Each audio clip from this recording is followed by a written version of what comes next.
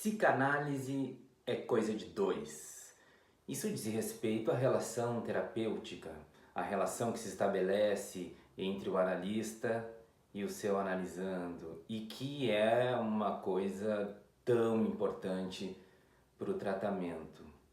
O meu nome é Juliano Correia, eu sou psicanalista, doutor em teoria psicanalítica, e hoje a gente vai começar a conversar sobre esse tema que é tão importante, intrigante e que traz tantas coisas para a gente pensar.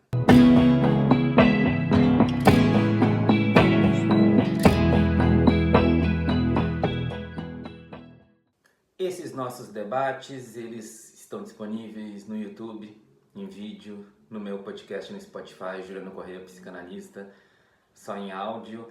Nesse caso aqui, desse assunto, certamente vai ter uma crônica sobre isso também no meu site.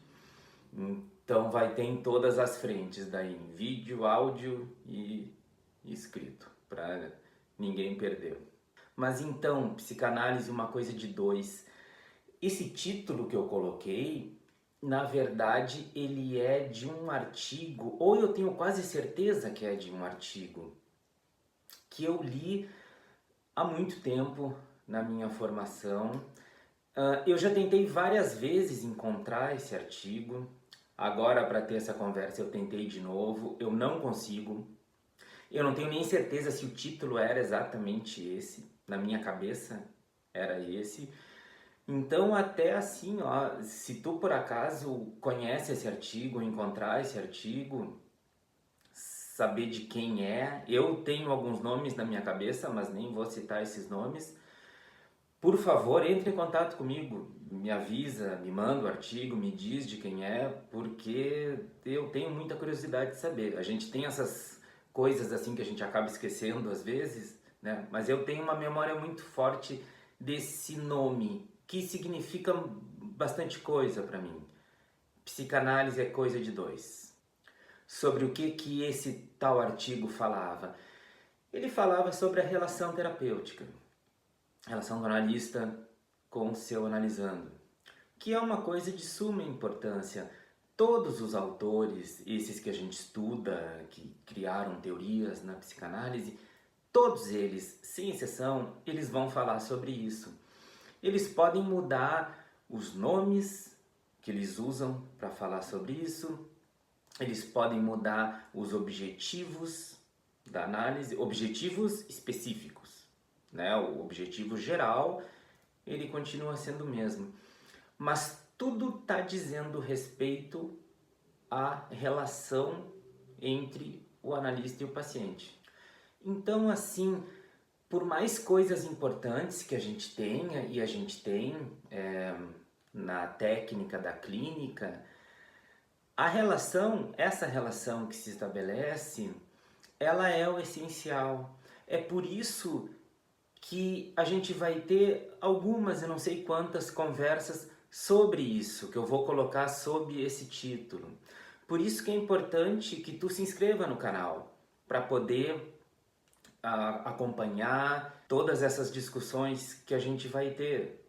Então se inscreve, dá um gostei, se tu gostar, fica até o fim para ver o que tu acha. Né? Tem várias discussões legais aqui para a gente ir debatendo psicanálise. Então, essa é a essência da psicanálise, essa relação que se estabelece. E aí tem várias questões em relação a isso, né? Ultimamente até teve de novo, porque continua sempre tendo, a questão da cientificidade da psicanálise, né? De que psicanálise não é ciência, psicanálise é uma pseudociência. Tu deve ter visto esse tipo de coisa. Particularmente, eu acho que essa discussão, dependendo de como ela for feita, ela é muito interessante e muito importante mesmo que a gente faça. Mas, por outro lado, dependendo de outras maneiras que ela é feita, eu acho ela um saco, sabe? Porque não leva a lugar nenhum, fica uma coisa chata. Eu canso só de começar a escutar esse tipo de coisa. Mas é que agora, recentemente, quando teve isso de novo, eu ouvi coisas do tipo assim, que a psicanálise não era ciência porque os resultados dela, os bons resultados no caso, eles estavam muito mais baseados na pessoa do terapeuta, na pessoa do analista, na relação que o analista estabelecia com o seu paciente, do que em outros métodos ou técnicas. Métodos ou técnicas que eles queriam dizer que teriam de ser mensuráveis, né? E isso daí é uma grande besteira, em primeiro lugar, porque não se trata só disso, né? Eu, agora, aqui nessa conversa em próximas desse tipo que eu vou ter, eu vou focar nisso, porque é o principal, mas não é só isso que a gente faz. E a outra coisa é que essa importância da relação ou da influência, entre aspas, porque a gente tem que entender o que seria a influência do analista no seu paciente, não é uma coisa não científica. O que eu quero dizer no sentido assim, porque desse jeito que falam, aí parece que então se tu tem um bom amigo que, sei lá, é um bom ouvinte, então daí tu não precisa de análise. Isso daí, inclusive, se a gente for nas ciências modelo, que a gente pode dizer assim, como na física, a mecânica quântica, ela já quebrou com essa questão de, como é que eu poderia dizer, afastamento entre o observador e o fenômeno. Na mecânica quântica, o pesquisador, o observador, ele é parte do experimento porque ele influencia nos resultados. E isso daí não é um erro. Eu não estou querendo misturar as coisas, eu só estou usando de exemplos assim. E exemplos de uma ciência altamente bem-sucedida, a mais bem-sucedida da história da ciência, que é a mecânica quântica. Então, essa argumentação aí, ela não funciona muito bem. Não funciona nada bem, na verdade. Mas então, no que consiste essa relação terapêutica, né? Que é o que a gente vai começar a falar. Eu acho que uma característica principal, uma das, é a relação de igualdade que a gente tem nessa relação terapêutica. A gente pode pegar um exemplo da nossa vida cotidiana. Assim, tu imagino que já teve, ou já deve ter tido, né? Algum relacionamento que terminou, um relacionamento afetivo qualquer, né? Relacionamentos começam, terminam, alguns duram para sempre, mas enfim. E é muito comum, quando um relacionamento termina, se colocar culpas ou responsabilidades em uma parte só, né? Eu tô falando de um relacionamento de duas pessoas e se colocar numa parte só. Às vezes pode acontecer da pessoa que está fazendo isso pegar a culpa toda só para si. Geralmente eu acho que acontece o contrário. Se coloca a culpa toda só no outro. É aquela, sabe aquela frase que tem: a culpa é minha, eu coloco em quem eu quiser, né? É mais ou menos por aí. Então, né, sei lá, o relacionamento terminou porque o fulano é isso, aquilo e tá. Eu acredito que existam situações em que isso seja verdade. Agora, eu também acredito que elas são exceções. E eu me arriscaria a dizer raríssimas exceções. Por quê? Porque é uma relação de dois. Para dar certo, precisa dos dois. Para dar errado, precisa dos dois também. Não estou dizendo que seja no mesmo nível os dois, pode ser mais que o outro, é um ter feito bem mais merda que o outro, não importa. Mas é uma relação de dois. Então, se deu certo foi por causa dos dois, se deu errado foi por causa dos dois também. Nesse sentido que eu estou falando de igualdade na relação terapêutica, por isso essa expressão ou essa ideia de psicanálise ser uma coisa de dois. Então, essa base de igualdade, a gente está falando de psicoterapia. Freud criou a psicoterapia, ela não existia antes. Hoje a gente tem vários, né? Não sei dizer quantos, não saberia dizer quantos tipos de psicoterapia. A psicanálise, é uma delas. Isso aí é uma outra discussão que tem muitas vezes e que eu acho um saco essa discussão também, porque eu não vejo muito sentido nela, porque muita gente diferencia a psicanálise. Existem as psicoterapias, existe a psicanálise. E aí eu fico me perguntando, mas então que porra que é a psicanálise? Porque a psicanálise é uma psicoterapia, é um tipo de psicoterapia. Foi criada assim, existe a psicanálise, existem várias outras. E como que o Freud criou a tal da psicoterapia? Porque era uma coisa que não existia antes. A gente teve na história tratamento, ele existia desde sempre, desde lá dos gregos antigos. A gente teve momentos assim de evoluções ou tentativas, talvez a gente pudesse dizer, de um tipo de relação diferente médico-paciente. Estou usando essa expressão porque era o que a gente tinha. Talvez a mais marcante de todas foi do tratamento moral com Pinel, Esquirol, lá na França. O que eles tentaram fazer?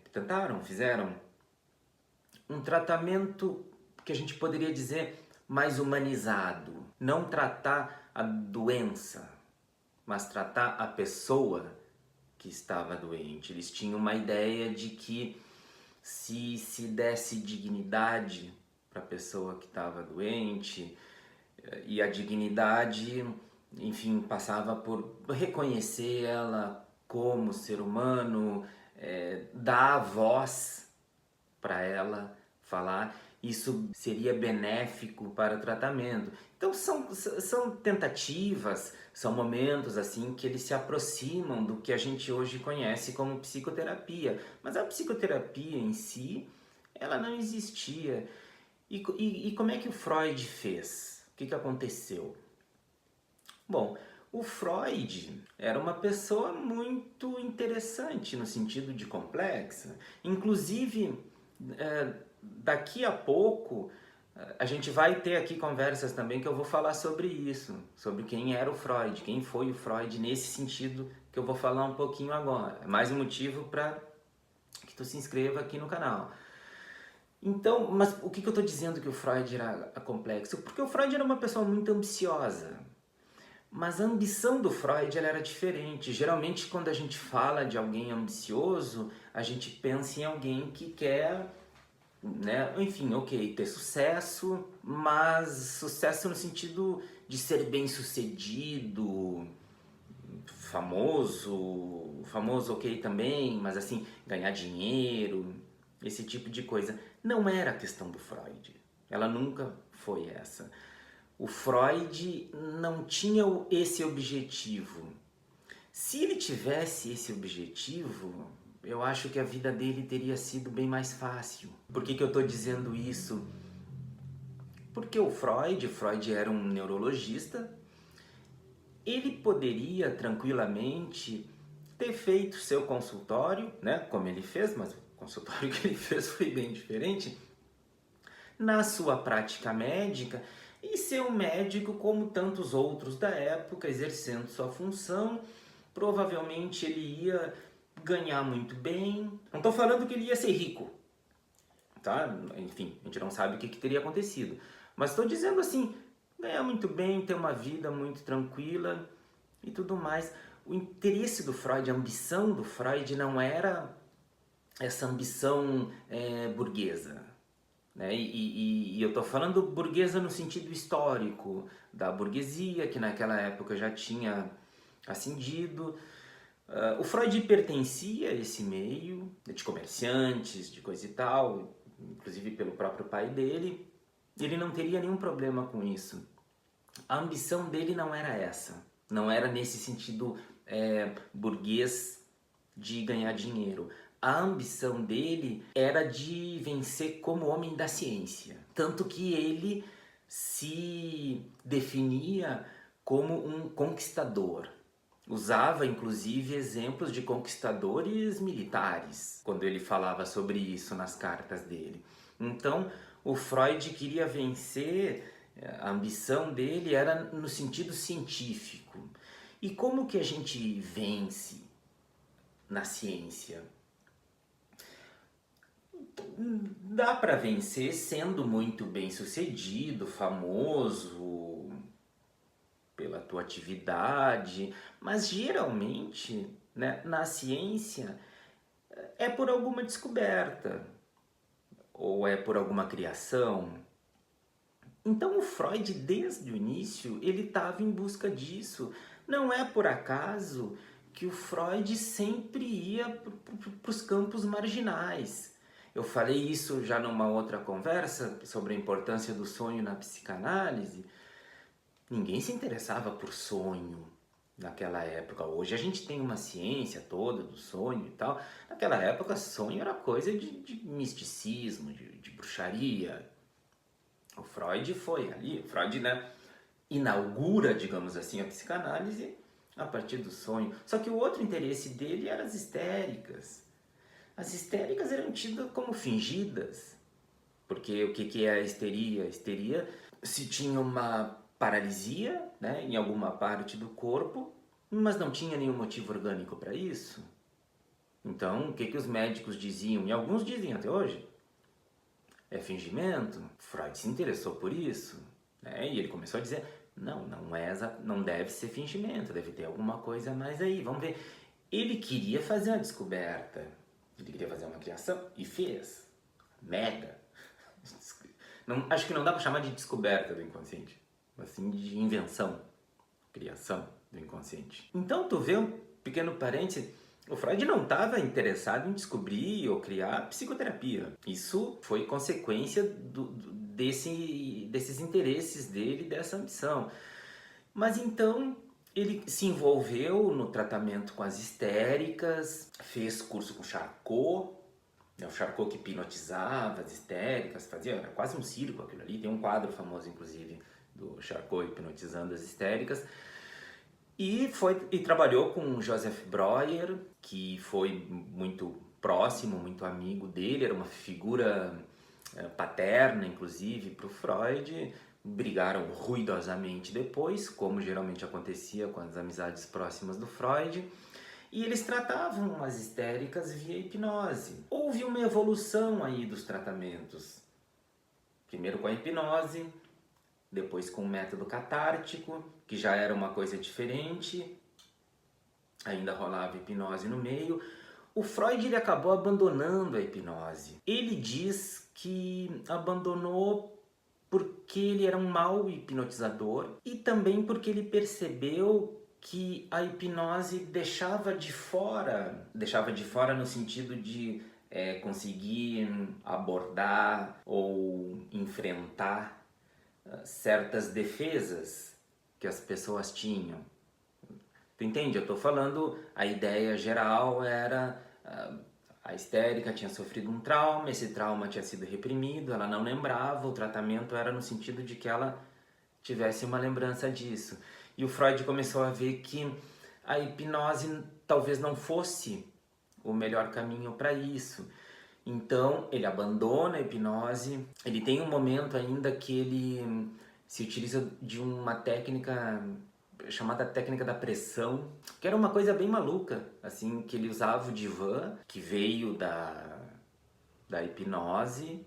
Eu tive uma conversa aqui sobre o uso do divã também, falei um pouco disso. E ele pressionava, literalmente, ele pressionava a cabeça da pessoa e ficava insistentemente perguntando. E, enfim, a ideia dele era que isso daí ajudava que ela fosse se lembrar lá do trauma escondido. Eu acho isso uma loucura, porque eu acho que só ia piorar para a pessoa poder lembrar de alguma coisa.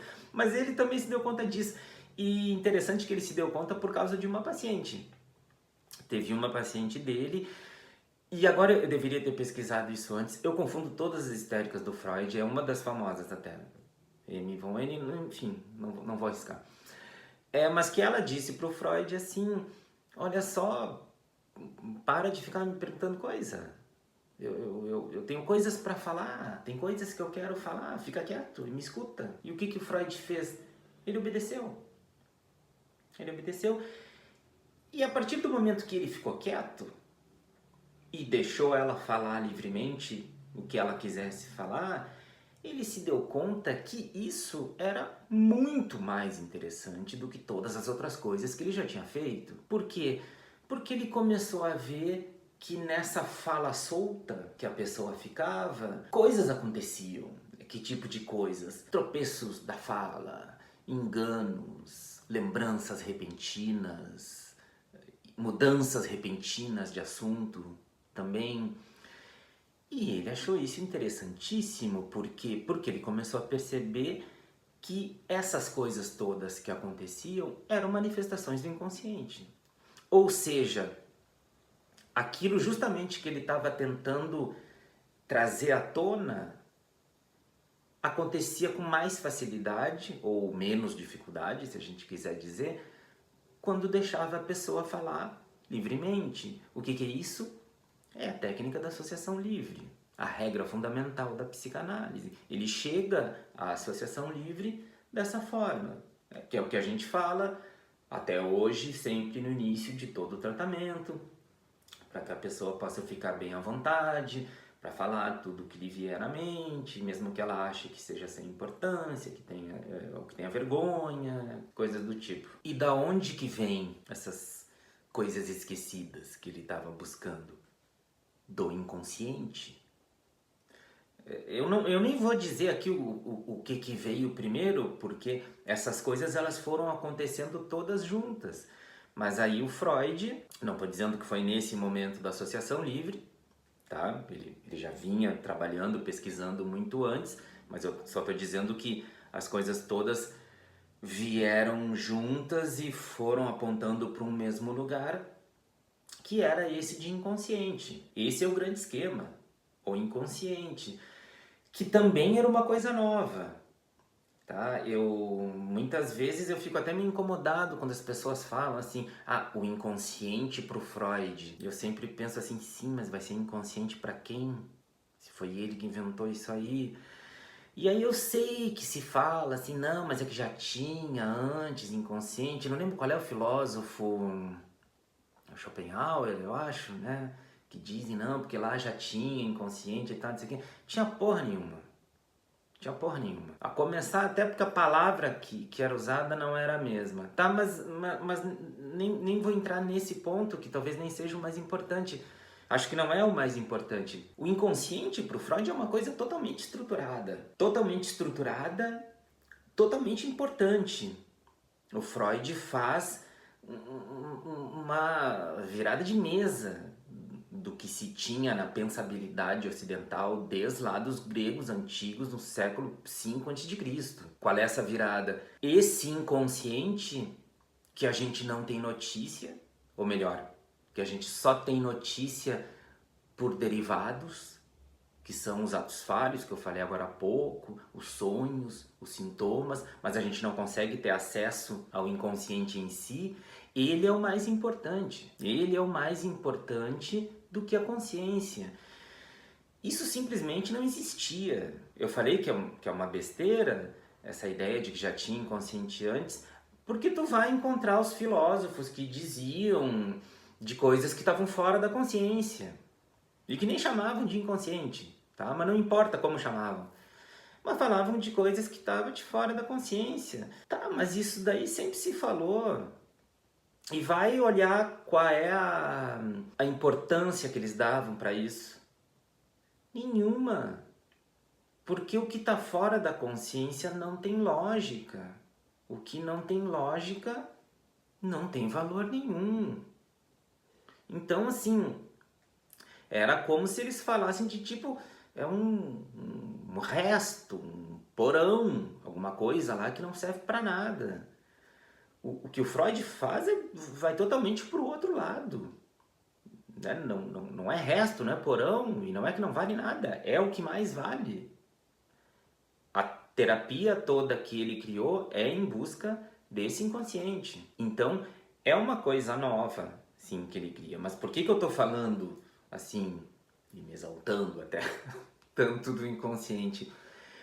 Porque é isso que vai nos fazer entender, ou que nos possibilita entender, essa questão que eu falei do início lá da igualdade da relação. Como assim igualdade? É que olha assim, antes do Freud e desse método psicoterapêutico que ele inventou, o que a gente tinha? A gente tinha medicina, né? As pessoas se tratavam. Como que era essa relação do médico com o paciente? Ela era uma relação de alguém que sabe, que é o médico, e alguém que não sabe, que é o paciente. Até hoje a relação é assim, tá? De uma forma geral. É complicado generalizar, assim, né? Tem médicos muito bons, tem uns muito ruins também. Assim como tem psicanalista muito bom, psicanalista muito ruim. Tem pra tudo. Mas o que eu tô querendo dizer com isso? É que tu tá com algum problema, algum sintoma, tu procura um médico, porque tu não sabe do que se trata aquilo. O médico vai saber e ele vai te dizer o que fazer, né? Tratamento, procedimento, enfim, sei lá o que. Então, é uma relação entre alguém que não sabe, que é o paciente, e alguém que sabe, que é o médico. É uma relação assimétrica. Ela até hoje ela é assim. E eu tô dizendo assim, não que a gente engula tudo de qualquer forma, a gente pode, né? Eu faço isso muitas vezes. Não sei se tu faz também. Vai no médico, o médico dá um diagnóstico, faz alguma coisa. Quando dá, porque muitas vezes eles nem sabem o diagnóstico também, né? Agora eu fico falando mal dos médicos aqui, não é esse o caso, tá? Mas eu tô dizendo assim, eu tô questionando só esse saber também, por causa do que eu vou falar logo logo, daqui a pouquinho. Mas assim, a gente pode questionar. Só que como que a gente questiona, né? Então, assim, sei lá, te dá um tratamento, uma receita, alguma coisa assim, tu fica na dúvida.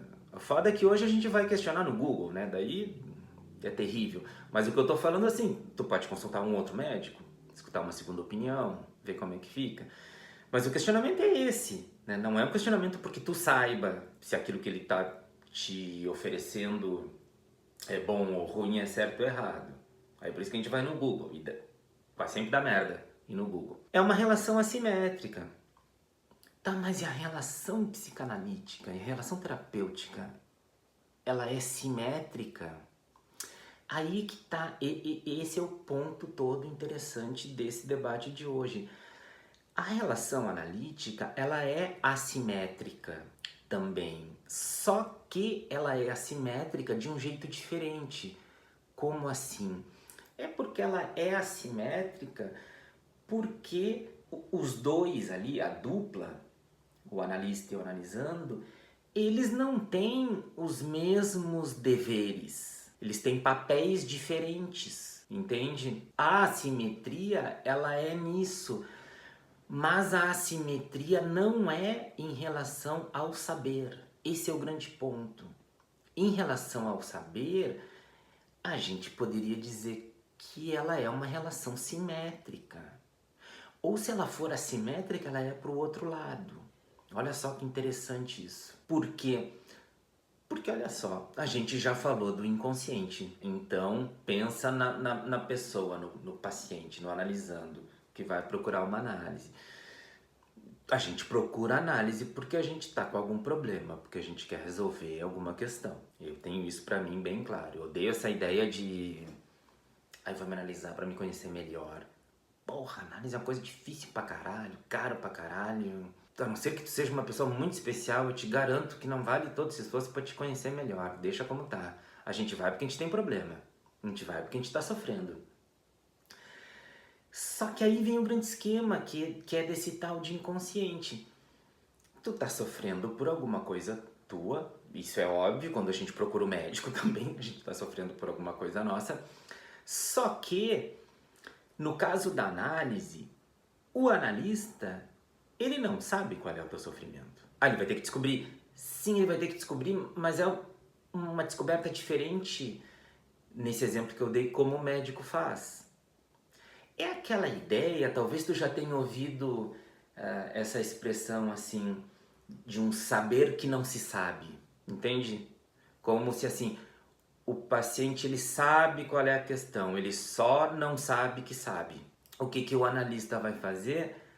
E aí de diferentes maneiras, né? Não existe uma maneira só de se fazer, até porque existem várias escolas de psicanálise, isso é outra conversa. Mas ele vai tentar fazer isso. A ideia, ele vai instrumentalizar, ou tentar instrumentalizar, eu estou usando essa expressão, a pessoa, o paciente, a que ela consiga chegar nisso que ela sabe, mas que ela não sabe que sabe. Parece confuso, né?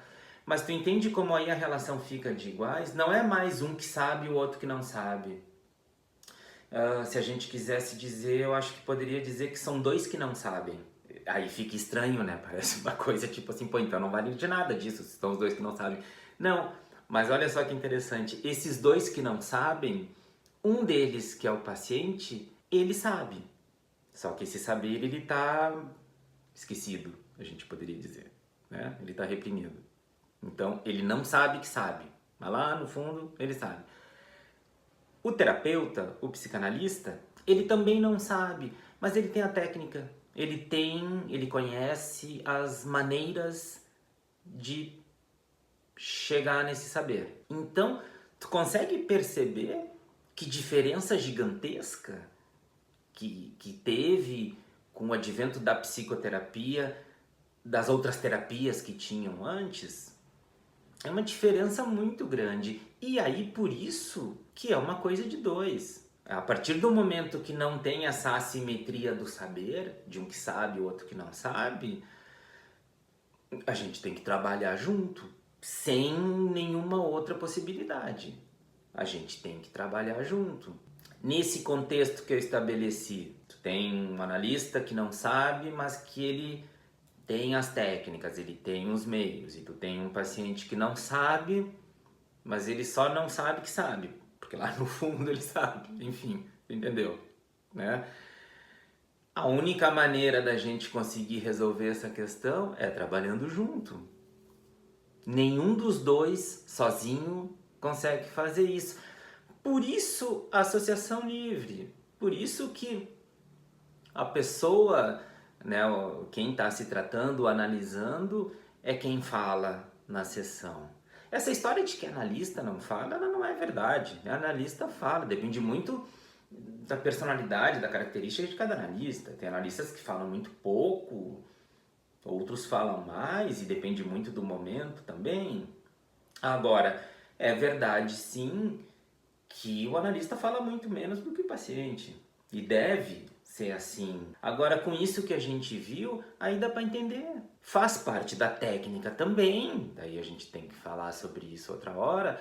Agora, é aquela pessoa que sabe, mas não sabe que sabe. Qual é a maneira dela encontrar esse saber?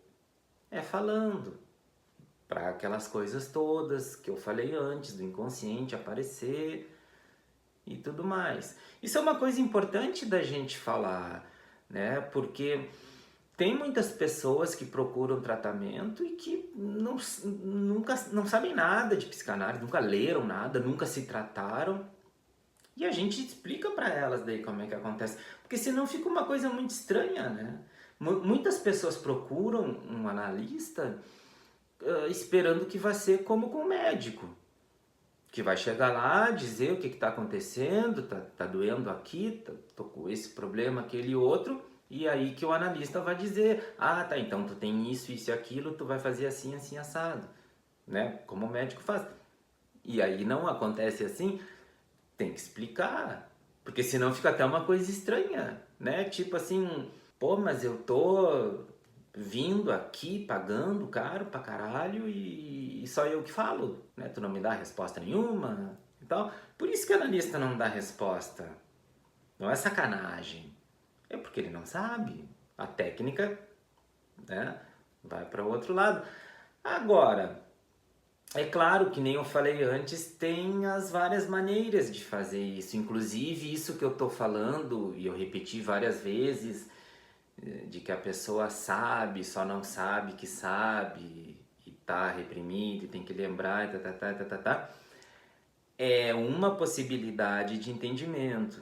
A gente teve outra conversa aqui, eu tenho um artigo sobre isso no meu site também, sobre a psicanálise ontológica, que é um tipo de ideia que pensa diferente disso, né? No sentido assim, o foco não está nessa questão do saber e do conhecer, está na relação, na vivência. Então, assim, já muda a atitude que o analista vai ter. E isso daí, pode ter certeza, vai ser tema agora de sequência das nossas conversas nessa série, digamos assim, de psicanálise é coisa de dois. Só tô falando isso só para fazer uma diferenciação e já para anunciar sequências que a gente vai ter aqui, com certeza. Agora, mesmo com essas diferenças e tantas outras que possam ter, a importância da relação, ela se mantém. Eu não sei, eu arriscaria dizer que se não tem isso, né, como essencial, a gente está fora do campo da psicanálise. Eu nem arriscaria dizer fora do campo da psicoterapia, porque tem tanta psicoterapia aí que deve ter muita coisa que eu não conheço. Mas assim, a gente está fora do campo da psicanálise. Essa ideia de psicanálise ser coisa de dois, eu acho que independentemente da escola psicanalítica, da inclinação psicanalítica que tu tenha, todo mundo vai concordar. Maneira que vai se fazer, ok, isso pode ser, com certeza é diferente. Então, assim, ó, hoje é isso. Esse foi o primeiro capítulo, digamos assim, dessa trajetória que eu não sei quão longa vai ser, quantos episódios vão ser, até quando vai. Não, né, não planejei isso dessa forma. Pensei em falar disso, como eu sei que tem muita coisa para falar, mas não sei até quando a gente vai. O que não tem problema, né? Eu não sou muito favorável, em certo sentido, a planejamentos quando a gente trata desse assunto. Então a gente vai indo no que for nos interessando, o que for sendo importante e divertido também pra gente, porque tem que ser divertido, certo? Então, se tu gostou, dá um gostei aí nesse vídeo, assiste os outros vídeos do canal também e se inscreve para seguir essa sequência que a gente vai ter no Psicanálise de 2, ok? Como sempre, um grande prazer para mim estar aqui e a gente se vê na próxima. Um abraço.